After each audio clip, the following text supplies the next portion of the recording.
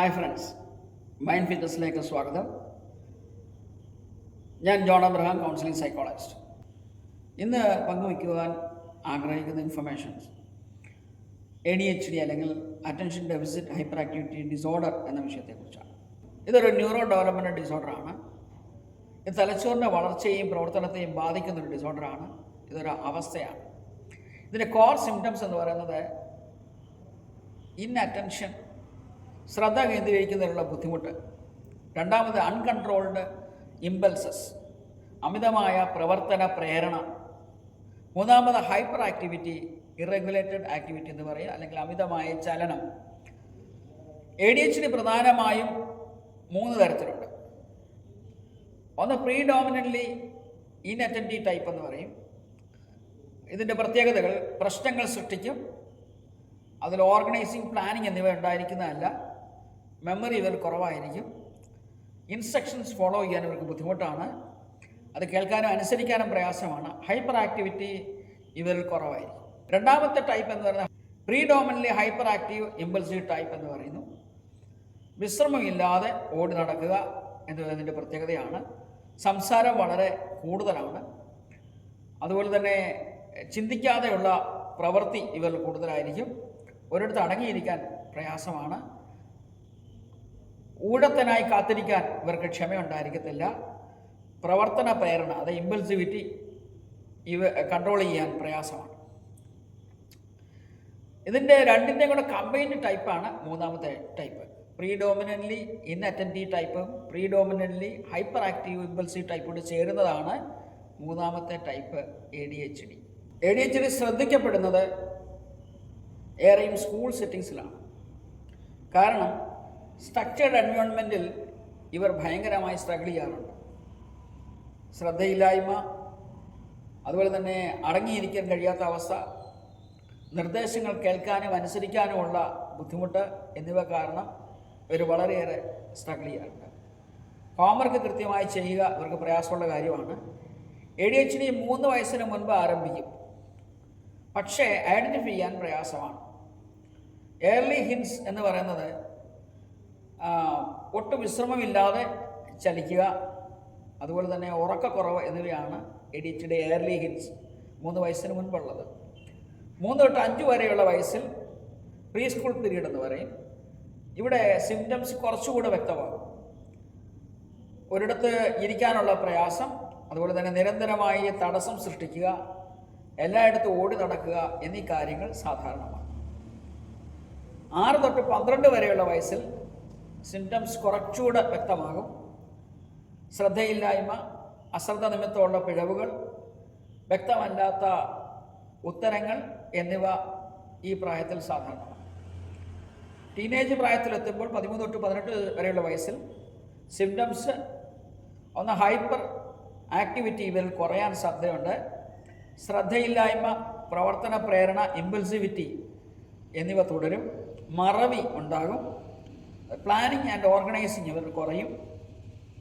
അതുപോലെ തന്നെ emotional explosion ഉണ്ട്, വികാര വിക്ഷോഭം ഉണ്ടാകും. റിസ്ക് ഉള്ള കാര്യങ്ങൾ ചെയ്യാൻ താല്പര്യം കൂടും. അത് അപകടകരമായ കാര്യങ്ങളാണെങ്കിലും ചെയ്യാനുള്ള താല്പര്യം ഇവരിൽ കൂടും.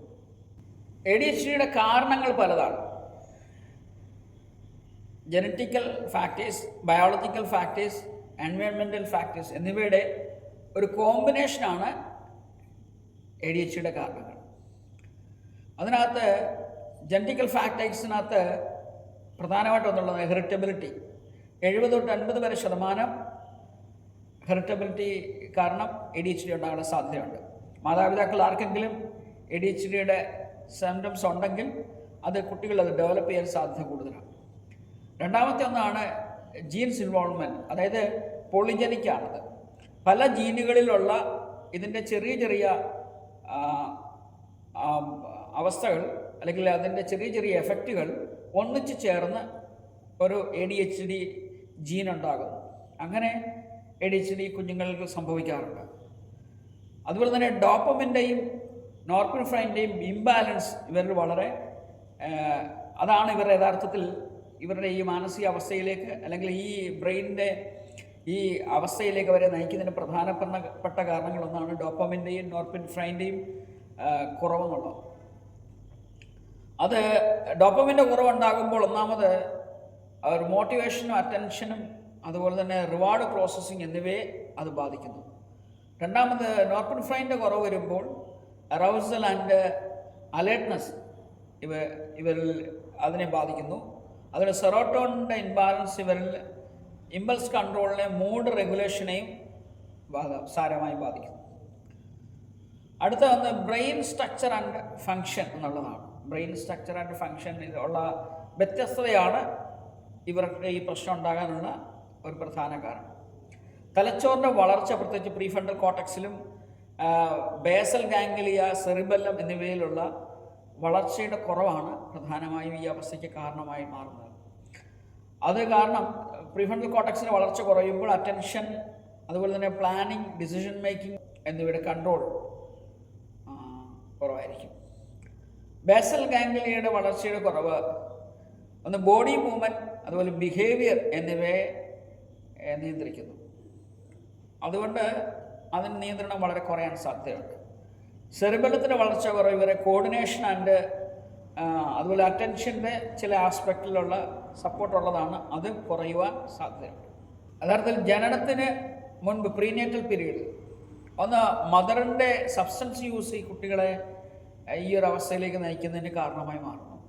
പ്രത്യേകിച്ച് നിക്കോട്ടിൻ, അതുപോലെ തന്നെ ആൽക്കഹോൾ, മറ്റ് ഡ്രഗ് യൂസ്, കൊക്കൈൻ, കാനാബീസ് തുടങ്ങിയുള്ള കെമിക്കൽസിൻ്റെ ഉപയോഗം പ്രത്യേകിച്ച് പ്രഗ്നൻസി പീരീഡിൽ ചെയ്യുമ്പോൾ അത് ആ കുട്ടികളെ വളരെ വല്ലാതെ ബാധിക്കും. അത് ADHDക്ക് കാരണമാകുന്നുണ്ട്. അതുപോലെ തന്നെ മാതാവിൻ്റെ പൂർവ്വം മെൻ്റൽ ഹെൽത്ത്, സ്ട്രെസ്, ന്യൂട്രീഷൻ ഇല്ലായ്മ, അതുപോലെ ഇൻഫെക്ഷൻസ് എന്നിവ കുട്ടിയെ ഈ ഒരു അവസ്ഥയിലേക്ക് നയിക്കുന്നതിന് കാരണമായി തീരുന്നു. ജനനത്തിങ്കൽ പ്രീമച്ചർ ബർത്ത്, അതുപോലെ തന്നെ ലോ ബർത്ത് വെയ്റ്റ് എന്നിവ മറ്റൊരു കാരണമായി മാറാറുണ്ട്. ബർത്ത് കോംപ്ലിക്കേഷൻസ്, അതായത് ലാക്ക് ഓഫ് ഓക്സിജൻ, അതുപോലെ പ്രോലോങ്ഡ് ലേബർ എന്നിവയും ഇതിന് കാരണങ്ങളായി മാറാറുണ്ട്.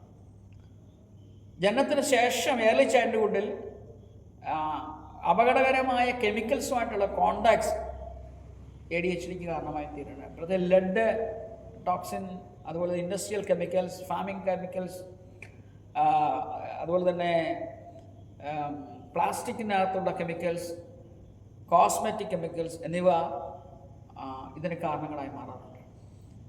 ബ്രെയിൻ ഇഞ്ചറീസ് അതിന് മറ്റൊരു കാരണമാണ്. അതുകൊണ്ട് ആ സമയത്ത് ഇൻഫെക്ഷൻസ്, അതുപോലെ മെനിഞ്ചൈറ്റിസ്, ഹെഡ് ട്രോമ എന്നിവ ഇതിൻ്റെ മറ്റൊരു കാരണമാണ്. ചൈൽഡ്ഹുഡ് സ്ട്രെസ്, അത് അബ്യൂസ്, നെഗ്ലക്ഷൻ, അതുപോലെ തന്നെ വീട്ടിലെ അവസ്ഥകളിലെ പ്രശ്നങ്ങൾ, അൺസ്റ്റേബിളായിട്ടുള്ള വീട്ടിലെ അവസ്ഥകളുടെ പ്രശ്നങ്ങൾ അത് കുട്ടികളെ ബാധിക്കാറുണ്ട്. പുവർ ന്യൂട്രീഷൻ, അയണിൻ്റെയും സിങ്കിൻ്റെയും ഒമേഗ 3യുടെയും ഫാറ്റി ആയിട്ടുള്ള ആസിഡ്സിൻ്റെയൊക്കെ കുറവുകൾ കുഞ്ഞുങ്ങളെ ബാധിക്കാറുണ്ട്. ADHD മാനേജ് ചെയ്യാൻ പറ്റുന്ന ഒന്നാണ്. ഇത് യഥാർത്ഥത്തിൽ ക്യൂറബിൾ അല്ല, പക്ഷേ ഞാൻ നേരത്തെ പറഞ്ഞത് ന്യൂറോ ഡെവലപ്മെൻ്റൽ കണ്ടീഷനാണ്. പക്ഷേ ഇതിൻ്റെ സിംറ്റംസ് കുറയ്ക്കാനും നിയന്ത്രിക്കുവാനും കഴിയുന്ന ഒന്നാണ് ADHD. അങ്ങനെ കുട്ടികൾക്ക് ജയകരവും സന്തോഷകരമായ ജീവിതം നയിക്കാൻ സാധിക്കും. അതിന് പ്രധാനമായിട്ടും ബിഹേവിയറിലും ലൈഫ് സ്റ്റൈലിലും മാറ്റം വരുത്തേണ്ടത് ആവശ്യമാണ്. അവർക്കൊരു പുതിയ ജീവിത ഘടനയും പതിവുകളും ഉണ്ടാക്കി കൊടുക്കുക. അതിനകത്ത് പ്രത്യേകിച്ച് വീടുകളിൽ കൃത്യമായിട്ട് ടൈം ഫിക്സ് ചെയ്യേണ്ടത് ആവശ്യമാണ്. രാവിലെ എഴുന്നേൽക്കുന്നതിനും, അതുപോലെ തന്നെ ഹോംവർക്ക് ചെയ്യുന്നതിനും, സ്കൂളിൽ പോകുന്നതിനും, കളികളിൽ ഏർപ്പെടുന്നതിനും, രാത്രി ഉറങ്ങുന്നതിനുമൊക്കെ കൃത്യമായി ടൈം ഫിക്സ് ചെയ്യേണ്ടത് ആവശ്യമാണ്. അടുത്തതായിട്ട് ഇവരെ നിർദ്ദേശങ്ങൾ നൽകുമ്പോൾ നീണ്ട വിവരണങ്ങൾ കൊടുക്കാതെ വ്യക്തമായും കൃത്യമായും ലളിതമായും ചുരുക്കമായും ഇവർക്ക് നിർദ്ദേശങ്ങൾ നൽകുക. മറ്റുള്ള നീണ്ട വിവരണങ്ങൾ അവർ കേൾക്കാൻ പോലും നിൽക്കാറില്ല. അടുത്തായിട്ട് ചെയ്യാൻ പറ്റുന്നത് പോസിറ്റീവായിട്ടുള്ള കാര്യങ്ങളാൽ ഇവരെ ബലപ്പെടുത്തിയിടുക, പോസിറ്റീവ് റീഇൻഫോഴ്സ്മെൻറ്റ് കൊടുക്കുക. കഠിനമായ ശിക്ഷകൾക്ക് പകരം പോസിറ്റീവായിട്ടുള്ള appreciation, good boy, good girl, അല്ലെങ്കിൽ അതിൻ്റെ നല്ല പെരുമാറ്റത്തിന് അവരുടെ നല്ല പെരുമാറ്റത്തിന് അവരെ അപ്രീഷിയേറ്റ് ചെയ്യുക. എത്ര വലിയൊരു ജോബ് നീ വളരെ ഈസിയായി വളരെ ശ്രദ്ധയോടുകൂടി ഇരുന്ന് അടങ്ങിയിരുന്ന് നിനക്ക് ചെയ്യാൻ കഴിഞ്ഞല്ലോ എന്നൊക്കെ പറഞ്ഞ് അവരെ അപ്രീഷിയേറ്റ് ചെയ്യുമ്പോൾ അങ്ങനെ അവരെ പോസിറ്റീവായിട്ടുള്ള റീഇൻഫോഴ്സ്മെൻറ്റ് കൊടുത്ത് അവരെ സ്ട്രോങ് ആക്കി എടുക്കുകയാണ്. വലിയ ടാസ്കുകൾ കൊടുക്കാതെ വലിയ ടാസ്കുകളൊക്കെ ചെറിയ ചെറിയ ഭാഗങ്ങളാക്കി അവർക്ക് വിഭജിച്ച് കൊടുക്കുക. ഒരു ചാപ്റ്റർ മുഴുവൻ പഠിക്കാൻ കൊടുക്കുന്നതിനേക്കാൾ നല്ലത് അതവരൊന്നും ചെയ്യത്തില്ല. പക്ഷേ എന്നാൽ അത് ഓരോരോ പേജസ് ആയിട്ട് ഒരേ സമയം കൊടുക്കുമ്പോൾ അവരത് ഭംഗിയായിട്ട് ചെയ്തു തീർക്കാനിടയാകും. ഫിസിക്കൽ ആക്ടിവിറ്റി ഇവർക്ക് വളരെ അത്യാവശ്യമാണ്. പ്രത്യേകിച്ച് സ്പോർട്സ്, യോഗ, ഡെയിലി വാക്കിംഗ്, അതുപോലെ തന്നെ എക്സസൈസൊക്കെ ഇവർക്ക് ആവശ്യമാണ്. അത് ഇവരുടെ റെസ്റ്റ്ലെസ്സിനെ കുറയ്ക്കും. ഫോക്കസ്, അറ്റൻഷൻ, സെൽഫ് കൺട്രോൾ എന്നിവയെ വർദ്ധിപ്പിക്കും. ഡിസിഷൻ മേക്കിങ്ങിന് സഹായിക്കുന്നു. ഓർഗനൈസിങ്ങിനും പ്ലാനിങ്ങിനും ഇവരെ സഹായിക്കുന്നു. സ്പോർട്സിൽ ഇവർക്ക് പ്രത്യേകിച്ച് ടീമായിട്ട് കളിക്കാനുള്ള ബാസ്കറ്റ് ബോൾ, ഫുട്ബോൾ, അതുപോലെ തന്നെ എന്നിവ വളരെ നല്ല ഇനങ്ങളാണ്. രണ്ടാമത് വ്യക്തിപരമായി മാർഷൽ ആർട്സും ടെന്നീസ്, ജിംനാസ്റ്റിക്സ്, അതുപോലെ തന്നെ ഡാൻസ് എന്നിവ ഇവർക്ക് വളരെയേറെ പ്രയോജനം ചെയ്യുന്ന സ്പോർട്സ് ഐറ്റംസാണ്. ഇവർക്ക് ഹെൽത്തി ഡയറ്റ് ആവശ്യമാണ്. പ്രത്യേകിച്ച് ജങ്ക് ഫുഡ് പൂർണ്ണമായി ഒഴിവാക്കുക. പിന്നെ ബാലൻസ്ഡ് ആയിട്ടുള്ള മീൽസാണ് ഇവർക്ക് കൊടുക്കേണ്ടത്. ഇവർക്ക് പ്രോപ്പർ സ്ലീപ്പ് ആവശ്യമാണ്. ശരിയായ നിലയിലുള്ള ഉറക്കം ഇവർക്ക് ആവശ്യമുള്ളവരാണ്.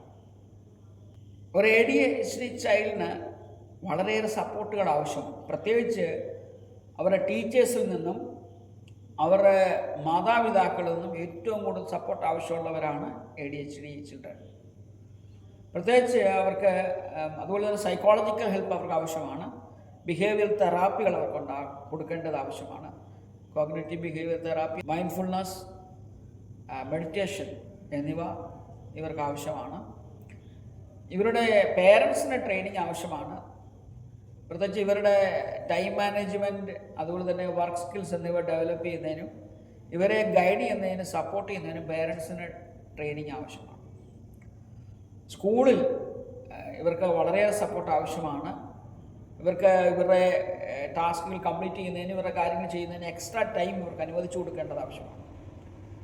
അതുപോലെ തന്നെ ക്ലാസ് റൂമുകൾ ടീച്ചേഴ്സിൻ്റെ ഡയറക്റ്റ് അറ്റൻഷൻ എന്ന നിലയിൽ അവരെ ഇരുത്തേണ്ടത് ആവശ്യമാണ്. കാര്യം മറ്റ് ഡിസ്ട്രാക്ഷൻസ് ഒഴിവാക്കാൻ വേണ്ടിയിട്ട് ടീച്ചേഴ്സിന് ഡയറക്റ്റ് അറ്റൻഷൻ കിട്ടുന്ന ഇടത്ത് അവരെ ഇരുത്തേണ്ടത് ആവശ്യമാണ്. സോഷ്യൽ സ്കിൽസ് ട്രെയിനിങ് ഇവർക്ക് ആവശ്യമാണ്. പ്രത്യേകിച്ച് കാര്യങ്ങൾ ഷെയർ ചെയ്യുന്നതിന് അതിന് റോൾ പ്ലേകൾ ഉപയോഗിക്കാം. ടോയിയോ മറ്റ് കാര്യങ്ങളോ ഉപയോഗിച്ച് റോൾ പ്ലേ നടത്തി ഷെയറിങ് എങ്ങനെയാണെന്നുള്ളവർക്ക് കാണിച്ചു കൊടുക്കാം. അടുത്തതായിട്ട് ഇവരുടെ ഒരു വ്യക്തിയെ ഗ്രീറ്റ് ചെയ്യുന്നത് എങ്ങനെയാണെന്നുള്ള കാര്യം റോൾ പ്ലേകളിലൂടെയും അവരെ ആക്ട് ചെയ്തും അവർ കാണിച്ചു കൊടുക്കുക. അതുപോലെ തന്നെ അവരുടെ ഊഴം എടുക്കുന്നതിന് വേണ്ടിയിട്ട് കാത്തിരിക്കുകയും ഊഴം ആ ടൈം ആകുമ്പം തന്നെ അവരെ അതിന് അനുവദിക്കുകയും ചെയ്യുക. അങ്ങനെയുള്ള ട്രെയിനിങ് കൊടുക്കേണ്ടത്. അതുപോലെ തന്നെ അപ്പോളജൈസ് ചെയ്യുന്നത് എങ്ങനെയാണെന്നുള്ള കാര്യം അവർ പഠിക്കേണ്ടത് ആവശ്യമാണ്. അതുപോലെ തന്നെ ശ്രദ്ധ, നന്നായിട്ട് ലിസണിങ് ഉള്ളത്. അപ്പം ഓരോ കാര്യങ്ങൾ പറയുന്നു, ഒരാൾ കാര്യങ്ങൾ പറയുന്നു, ഒരാളെ അത് കുറച്ച് നേരം കേൾക്കാൻ വേണ്ടിയിട്ട് ആക്കി വെച്ചു. അപ്പോൾ അടുത്ത ആളെ ആ ഊഴത്തിൽ അടുത്ത ആൾ കേൾക്കാൻ വേണ്ടി ശ്രദ്ധയോടെ കേൾക്കണം. അപ്പോൾ കേൾക്കുന്ന കാര്യങ്ങൾ എന്താണെന്ന് പിന്നീട് ചോദിക്കുകയും അങ്ങനെ നോട്ട് ചെയ്യുകയും ചെയ്യേണ്ടത് ആവശ്യമാണ്. അങ്ങനെയുള്ള ട്രെയിനിങ്ങുകളിലൂടെ അവരുടെ അറ്റൻഷൻ വർദ്ധിപ്പിച്ചെടുക്കാവുന്നതാണ്. ഇവർക്ക് മെഡിക്കൽ ട്രീറ്റ്മെൻറ്റ് ആവശ്യമാണ്. ആവശ്യമായ ഘട്ടങ്ങളിൽ ഇവർക്ക് മെഡിക്കൽ ട്രീറ്റ്മെൻറ്റ് കൊടുക്കണം.